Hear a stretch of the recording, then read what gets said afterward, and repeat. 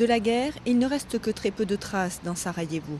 De rares bâtiments témoignent encore de la violence des combats. Sarajevo est aujourd'hui une capitale peuplée à 90% de musulmans qui a retrouvé le goût de vivre. Pourtant, Sarajevo est divisé.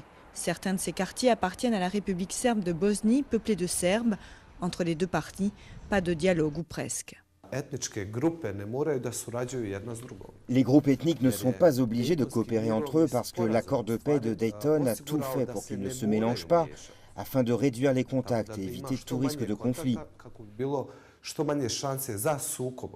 Résultat, sur le plan administratif, ce pays de seulement 3,8 millions d'habitants est un vrai millefeuille. 13 gouvernements, plus de 150 ministères et des citoyens qui ont intégré dans leur tête la frontière invisible qui coupe leur ville en deux. Pas de barrière, seuls des panneaux signalent que l'on franchit la ligne. Cette division n'est pas normale, c'est le résultat d'ambition de certains groupes ethniques.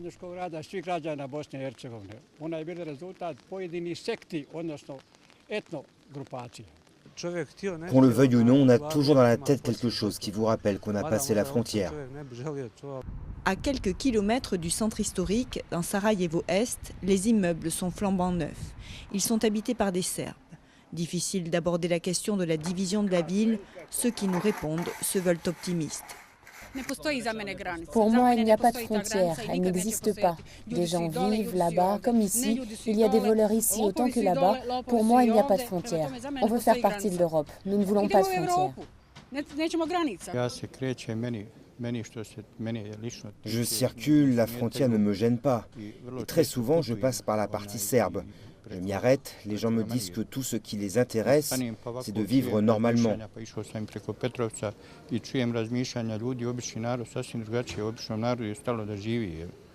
En réalité, ce sont bien deux pays qui cohabitent ensemble, deux pays qui partagent des institutions centrales trop faibles pour contrer les nationalismes de tous bords.